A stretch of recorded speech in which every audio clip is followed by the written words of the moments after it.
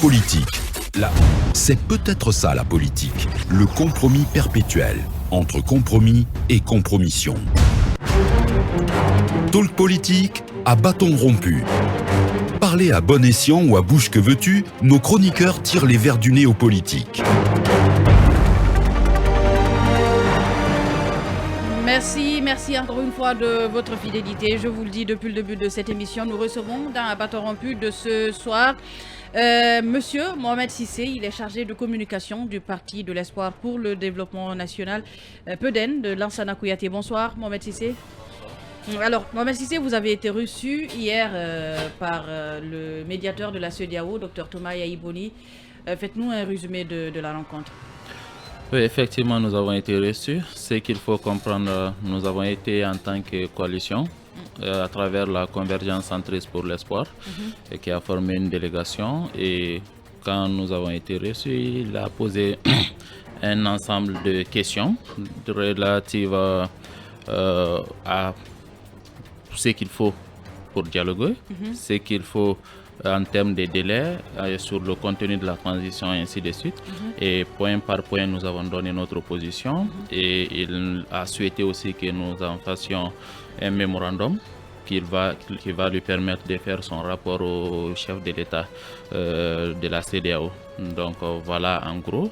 Et sur ces différents points aussi, comme nous l'avons l'habitude de le faire, nous avons donné notre position, dire ce qui peut marcher selon nous et ce qui ne doit pas marcher, parce qu'aucun de nous n'a intérêt, quelles que soient les difficultés du moment, à affaiblir l'État. Sinon, à ton tour, à la gouvernance, vous allez subir les mêmes effets. Alors, à votre avis, qu'est-ce que vous lui avez dit finalement pour qu'il y ait un véritable cadre de dialogue? Parce que hier même, il était prévu qu'il rencontre d'autres coalitions politiques, non des moindres, l'ANAD et l'ancien parti au pouvoir, le RPG Arc-en-Ciel. Il ne les a pas reçus, il les a reçus aujourd'hui, ce jeudi. Donc, parce qu'il y avait des tractations. D'un côté, on disait qu'il y avait le CNRD qui ne voulait pas qu'ils les reçoivent. Et de l'autre, ces coalitions politiques qui veulent de véritables garanties pour aujourd'hui aller à un cadre de dialogue. Non, il y a eu beaucoup de formations et de désinformations par rapport au report des rencontres d'avant-hier. Les réalités étaient là, monsieur Cissé. Oui, vous savez, j'entends beaucoup de personnes dire dans des émissions qu'il y avait un empêchement pour que certains partis soient rencontrés. Quand je suis venu hier avec notre délégation, nous avons demandé quel est notre rang parce que nous voudrions savoir quel serait notre temps d'attente. L'un des membres du protocole nous a montré un papier où il y a un ensemble de partis cités. Le papier avait l'entête de MATD, mais il y avait bel et bien le nom des partis qui ont été reçus aujourd'hui. Donc, l'objet du report de notre information, ce n'était même pas lié à la réception. Le gouvernement a bien voulu annoncer qu'il doit y avoir la réception des partis prenants en déclinant le calendrier avant que ça ne commence. Parce que le matin, c'est la CEDEAO même qui avait appelé, qui a demandé à ce qu'ils les rencontrent le soir. Et vers 10h, la même CEDEAO a rappelé pour dire que c'est reporté, qu'ils vont donner une nouvelle précision. Donc ce n'était nullement un refus que quelqu'un participe. Et la première information d'ailleurs de leur refus était qu'ils n'ont pas reçu de lettre d'invitation. Donc après cela, ça a été dit que non, comme tout le monde devrait être reçu dans une même salle, ils ne se sentiraient pas à l'aise d'être dans la même salle que tout le monde. Donc ils ont voulu que ça soit en aparté. Et finalement, c'était le cas. Mais c'est vous savez, avant aujourd'hui, nous avions fait nos recommandations. Nous avons fait un mot que nous avons adressé au MATD à l'époque pour dire ce que nous pensons du cadre de dialogue. Et dans notre proposition, ça ne dépasse même pas pratiquement 23 personnes dans le cadre de dialogue avec la représentation de la communauté internationale, États-Unis pour le continent américain, Europe pour l'Union européenne. G5, comme on dit souvent, le G5, oui, nous ne sommes pas allés jusqu'au-là, nous avons juste pris un représentant, oui, l'Union européenne de l'autre côté et la France, bien sûr, de l'autre côté les États-Unis, la CEDEAO comme facilitateur, et nous avons dit les gens peuvent être reçus par coalition, dire qu'ils qu'il faut forcément quelques partis politiques soutenir l'exclusion, que tout le monde condamne d'ailleurs. Et il faut faire tout pour que les coalitions soient représentées. Si chaque coalition délègue une personne, la personne peut défendre la position de la coalition et avec un tel nombre, le débat peut être plus serein. Et nous avons proposé aussi à ce qu'il y ait un comité de suivi qui fera une communication périodique, ne serait-ce qu'en bimensuel, pour dire quel est le niveau d'avancement dans l'application de ce qui est retenu à l'issue du dialogue. Et il y a tout un ensemble de points. Cette commission de suivi va être composée de qui et qui? Non, les mêmes entités peuvent avoir des représentations dedans pourvu que ces travaux soient continus et que des communications par voie officielle soient tenues afin que les citoyens soient informés. C'est ça? Effectivement. Kerno? Oui, Alpha, je voulais dire. Vous avez dit Tierno, alors c'est Tierno qui prend donc allez-y, Tierno, pardon, Alpha. Vous avez dit ce que vous voulez dans le cadre de ce dialogue pour la réussite de la transition, mais vous nous aviez confié aussi hier avoir dit ce que vous ne voulez pas du tout, et c'est en rapport avec les anciens, qu'ils soient détenus ou à l'étranger. Absolument, je crois avoir mentionné tout de suite que nous avons dit ce que nous pensons être bon et non. Et quand on dit par exemple, parce qu'il y avait des observations données par certains blocs, et ils disaient qu'il faut forcément que la liste du CNRD soit publiée pour venir au dialogue. Nous avons dit que c'est une position de négociation, ce n'est pas un intérêt de négociation. Pour vous, ce n'est pas une priorité? Pour nous, ce n'est pas une priorité pour être autour de la table. Autour de la table, vous pouvez mettre sur la table pour dire, dans l'ordre du jour du dialogue, introduisons ces points. Mais ça pourrait vous rattraper à l'avenir. Vous ne me comprenez pas. Si, allez-y. Nous disons que ça ne doit pas être un obstacle pour être autour de la table. Donc, je ne vois pas aussi en quoi ça peut nous rattraper. Ce qui suppose qu'autour de la table, si vous ne l'obtenez pas, vous pouvez vous retirer?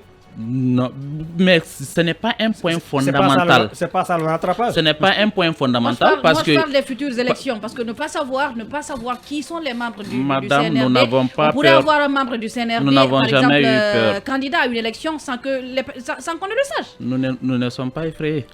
Allons aux élections. Avant d'aller aux élections, nous allons nous battre pour qu'il y ait des conditions de transparence. C'est ce qui est plus important. Personne ne nous effraie, nous n'avons pas peur. Et que si Mamadi Doumbouya le veut ou pas, il peut soutenir qui il le veut. Pour nous, c'est le peuple qui doit nous désigner. Et nous travaillons avant le 5 septembre, mais depuis le 5 septembre de manière intensive. Nous sommes dans les villages, dans les districts, pendant que les gens sont dans des débats qui ne rapportent pas la valeur ajoutée. C'est ce qui est important pour nous. Quiconque se présente, quel que soit son soutien, nous estimons que tant que le peuple est avec nous, nous pouvons passer. C'est ce qui est notre focus. Et en ce qui concerne ceux qui sont revenus, la déclaration des biens, quel est le gouvernement d'Alpha Condé qui a déclaré ces biens? Ils se sont battus pour... Non, est-ce que quelqu'un il y a eu des dénonciations. S'il vous plaît. Pas pour autant mais dénonçons et allons dialoguer. Est-ce que que quelqu'un a refusé d'aller au dialogue parce que tout simplement les biens ne sont pas déclarés? Est-ce que tous ceux qui sont aujourd'hui poursuivis par la CRIEF ont déclaré leurs biens? Ça ne veut rien dire. Mais on est dans un élan de refondation, tel que c'est dit. Et ça sous-entend que on peut avoir des choses maintenant qu'on n'avait pas auparavant. On parle de moralisation de la Quand chose vous publique. avez un immeuble, vous avez votre titre foncier. Le titre foncier a une date. Votre date de nomination est connue. Ne prenons pas les principes des symboles de transparence et de bonne gouvernance comme des points indispensables pour passer à l'avant. Au-delà même de ce point, on dit encore que si on parle de dialogue... Non, bon, dites-moi, ils sont partis aujourd'hui dire ce qu'ils pensent. Est-ce que les biens sont déclarés? Est-ce que cela va empêcher que le médiateur tienne compte de leurs observations? Est-ce que cela voudrait dire que tout ce qu'ils ont dit là-bas n'est pas important? Ce n'est pas pour autant qu'il faut qu'ils renoncent à certaines revendications. Est-ce que j'ai dit qu'ils doivent renoncer? Non, mais là-dessus, il faut qu'on se comprenne.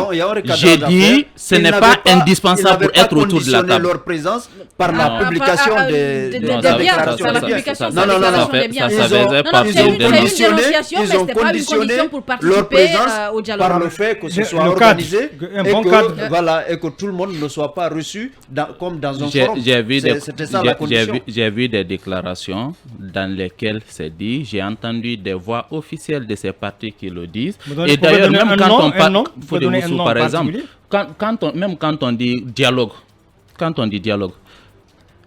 autant de professeurs Alpha Condé, qu'est-ce qu'on a eu? C'est concertation au dialogue. Qui peut me dire ici qu'un seul dialogue a été appliqué à 100%? Oui, mais ça c'est dû au RPG quand même. Ok, c'est pour vous dire. Non, c'est pour vous dire. Il y a toujours conduit en bateau les gens. Je suis entièrement d'accord avec vous que c'est le franc jeu. Vous le savez mieux d'ailleurs. Oui, c'est ce que j'ai dit. C'est pour vous dire que c'est le franc jeu là qui assure le respect des conclusions, mais pas le fait que ça soit appelé dialogue. Maintenant, pour évoluer, parce qu'on est en train de faire un peu, comme si c'était sur place, c'est mon avis. Monsieur Cissé, est-ce que quand même, à la fin de ces rencontres, est-ce que vous êtes aujourd'hui rassuré qu'on pourrait peut-être... Est-ce qu'on a fait un pas vers la bonne direction? Est-ce que ça vous rassure? Est-ce que vous gardez espoir que ça, on est parti du bon pied dans cette affaire? Est-ce que vous gardez espoir au parti de l'espoir? Nous n'avons jamais perdu l'espoir. C'est sont eux qui en ont perdu. Et nous applaudissons aujourd'hui, nous les applaudissons parce qu'ils reviennent à la bonne sagesse. Et ça, même si c'était important aussi que Kiridi Bangoura leur donne le cours pour voir comment rencontrer une diplomatie à la tête et un ancien président sans tenir les propos de va-t-en-guerre. Donc nous applaudissons leur retour parce que à eux seuls, et peut-être c'est un mérite pour eux d'avoir écouté quelqu'un qui connaît. Oui, c'est pourquoi j'ai dit, je salue leur sagesse. Mais pourquoi, qu'est-ce que vous trouvez de mauvais dans ça? Non, j'ai juste... Vous complétez peut-être. Voilà. Vous complétez peut-être. Donc il n'y a aucun souci, ils sont revenus, c'est une très bonne chose. Nous avons toujours dit cela dans nos discours et j'ai été dans ce studio, j'ai toujours dit que c'est important que tout le monde soit autour de la table. Mais ce que nous ne pouvons pas aussi cautionner, comme je l'ai mentionné hier, on ne peut pas dire qu'il faut mettre tout le monde, il faut libérer tout le monde pour avoir la paix. Madame, dans ce pays, nous avons atteint un point inquiétant. Quand on arrête un banquier, tous les banquiers disent on va fermer la porte. Quand un syndicaliste est en faute avec la loi, tous les syndicats disent non, nous partons en grève. Demain, si on prend garde, quand on arrête un voleur ici, tous les voleurs vont dire non, il n'y a pas quelque chose dans le pays. Parce que nous sommes en train d'affaiblir l'État et nous ne sommes pas d'accord. Il faut garder tout le monde en prison. Non, mais est-ce que l'État n'est pas en train d'exagérer? Ce sont nos volontés. Est-ce que ce sont nos volontés qui comptent pour maintenir quelqu'un en prison ou pas? Tout ce que nous pouvons réclamer en tant que politique responsable, c'est de dire que leurs intérêts soient préservés en termes dans le jeu et que leurs droits soient garantis, que le procès soit équitable, que le processus soit diligenté, mais nous ne pouvons pas dire qu'il faut libérer les gens. Demain, si un cadre est arrêté... Vous êtes d'accord avec le maintien en détention de ces cadres Nous sommes d'accord que si quelqu'un doit rester en prison conformément à la loi, qu'il y reste. Nous ne voudrons pas... Est-ce qu'on peut le libérer aussi conformément à la loi? Conformément à la loi, qu'on les libère. Absolument. On peut mettre les gens sur le contrôle judiciaire. Non, vous et moi, nous n'avons pas ce pouvoir. Si la loi permet au juge de le faire, ce n'est pas à nous de lui dire de ne pas le faire. Tout ce qu'on ne peut pas faire, c'est de dire pour la paix, libérer les gens. Si c'est fait maintenant, dans les gouvernements à venir, tout le monde rentrera dedans, tout le monde volera. Et quand on attrape quelqu'un, il amène des gens dans la rue, on le libère. Nous retenons, monsieur Cissé, que vous êtes contre que des détenus soient libérés, que des leaders politiques en exil rentrent au pays au nom de l'apaisement, au nom de la sérénité dans le pays. Au cas où les choses évoluent dans Nous ce ne sens. sommes pas d'accord sur le dernier point parce que je n'ai pas dit cela. Il n'a pas parlé C'est ça. Moi, je ne sais pas si quelqu'un est en exil parce que tous ceux qui sont là-bas disent qu'ils ne sont pas en exil. De toute façon, il ne dira pas ça mais parce la que son réalité patron est se là quand même. retrouvait dans la même situation. Mon patron ne se retrouvera jamais dans la même situation. Oui, il est revenu d'exil. Jamais. Il est revenu, ton patron est revenu d'exil. Il n'était pas en exil. Toujours. Mais en quoi? Vous avez la preuve qu'il avait l'asile quelque part ou bien il avait un document? Vous êtes journaliste quand vous affirmez que la preuve soit... Toujours est-il, monsieur Cissé, que dans les deux camps, il y a des demandes qui sont faites pour justement que les gens rentrent sereinement, que ceux qui sont détenus, en tout cas pour certains, qu'ils soient libérés. En Est-ce attendant le que procès. si vous n'obtenez pas cela, quelle sera votre réaction? En 30 secondes. Pour le retour des gens, nous ne sommes pas contre. Nous avons même proposé dans le mémorandum qui est en processus de débat au niveau de l'Alliance de créer des conditions politiques pourvu que ces conditions ne cautionnent pas l'impunité. Nous n'avons aucun problème. C'est notre souhait. J'ai rappelé dans ces studios que quand il était en exil, en 2007, c'est Lansana Kouyaté qui a plaidé pour qu'il soit de retour. Lui-même, il a témoigné publiquement. En 2007? Oui, quand Lansana Kouyaté était Premier ministre, le président Selou était en exil. Lui-même, il en a témoigné à l'une des occasions. C'est Kouyaté qui est venu se battre pour dire que je ne peux pas être Premier ministre et qu'un politique soit à l'extérieur à cause de ses idées d'opposition. Pourquoi il serait contre aujourd'hui qu'il soit dans son pays et jure de ses droits en tant que Guinéen? Merci donc à vous, Monsieur Cissé. Je rappelle qu'on avait comme invité dans un bâton rompu de Talk Politique de ce jeudi Mohamed Cissé, il est chargé de communication du PEDN de Lansana Kouyaté. Merci à Mamadou Touré et à Ibrahim Assila et à notre Bala qui nous ont accompagnés à la technique. Merci. Restez avec nous tout de suite, c'est Film Soir avec Ibrahim Khalil Diallo.